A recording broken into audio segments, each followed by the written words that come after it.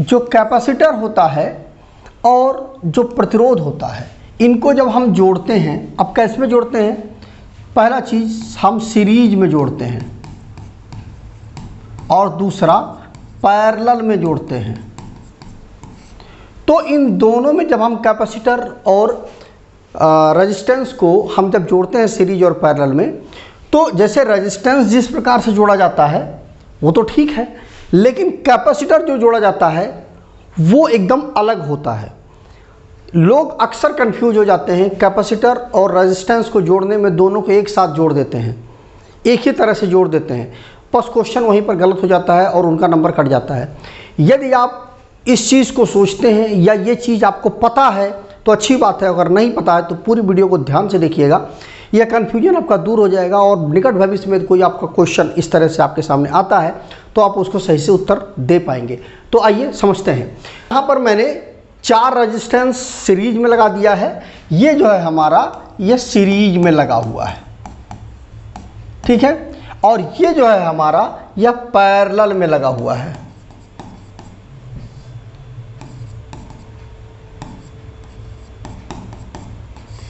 ठीक है, तो अब सबसे पहले हम रेजिस्टेंस को सीरीज में जोड़ना देख लेते हैं। ये चीज़ तो लगभग सभी को पता होगी, फिर भी आप समझ लीजिए।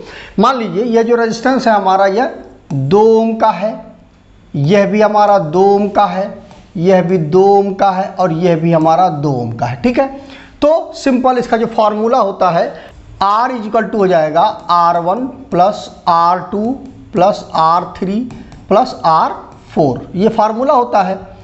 तो सब दो हैं, सारे रेजिस्टेंस 2 चूँकि मैंने ये आसान रखने के लिए इसलिए ऐसा लिया एग्जाम्पल मैंने, तो 2 plus 2 plus 2 plus 2 equal to हो जाएगा 8 ओम। ठीक है, तो जब हम रेजिस्टेंस को सीरीज में जोड़ेंगे तो सीधे सीधे सभी रेजिस्टेंस की जो वैल्यू होगी वो सीधे सीधे जुड़ जाएगी। तो 2 4 6 8 ये जुड़ गई, तो 8 ओम का हमें रेजिस्टेंस का जो तुल्य रेजिस्टेंस हमें मिल गया। अब यही चीज़ जब हम पैरेलल में जब हम इसको जोड़ेंगे, तो पैरेलल में जोड़ने के लिए जो हमारा फार्मूला होता है 1/R equal to 1/R1 plus 1/R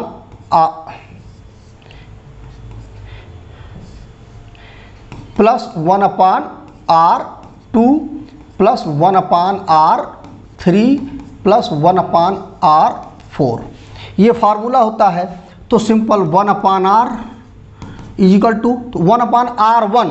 अब ये जितने रेजिस्टेंस हैं ये सभी 2 ओम के हैं, ये 2 ओम का है, ये भी हमारा 2 ओम का है, ये वाला भी हमारा 2 ओम का है और ये भी हमारा 2 ओम का है, तो सभी 2 ओम के हैं। तो 1/R इक्वल टू हो जाएगा 1/2, तो 1/2 प्लस 1/2 प्लस 1/2 और प्लस 1/2। अब ये इतना आ गया, तो हम इसका जब एलसीएम ले लेंगे, एलसीएम हमारा 2 आ जाएगा, तो 2 एकम 2 1 एकम 1 प्लस 1 प्लस 1 प्लस 1।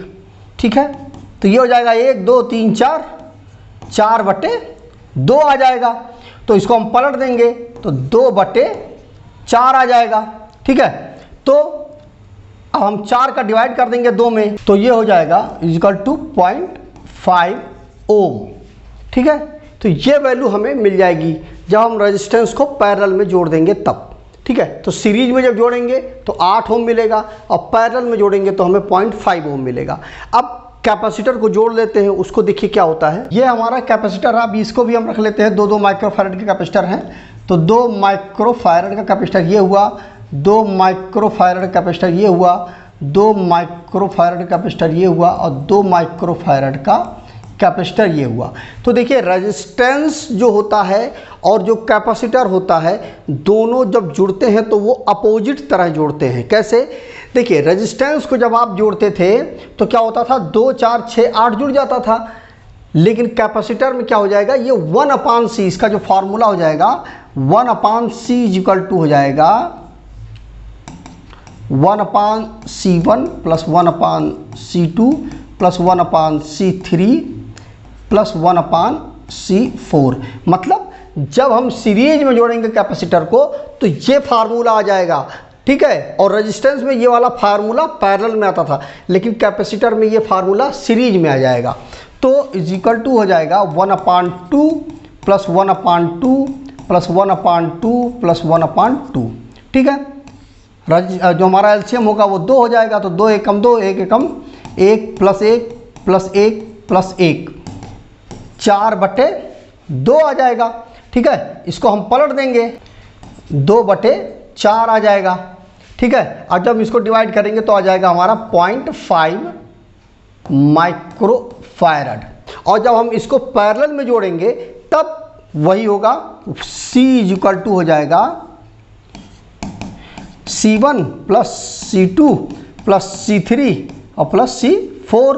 और ये कितना है, 2 माइक्रोफैरड कैपेसिटर है, 2 माइक्रोफैरड, 2 माइक्रोफैरड, और ये भी हमारा 2 माइक्रोफैरड, और ये भी हमारा 2 माइक्रोफैरड का कैपेसिटर है।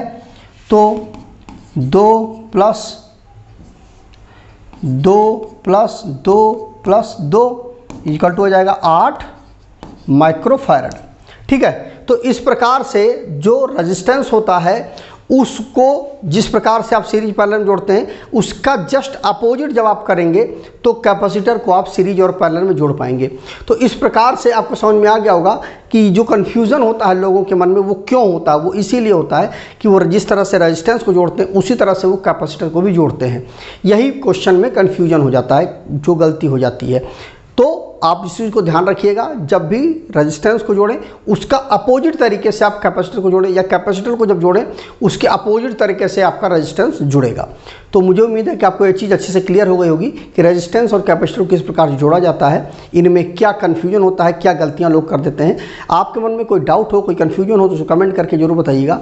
और आज की इस वीडियो में मेरा एक क्वेश्चन है आपसे कि जो पंखा होता है उसकी जो वाइंडिंग होती है, रनिंग और स्टार्टिंग दोनों को हम किस प्रकार से चेक कर सकते हैं, किसका रेजिस्टेंस ज़्यादा होता है, कमेंट करके ज़रूर बताइएगा। तो आज की वीडियो बस इतना ही। जय हिंद।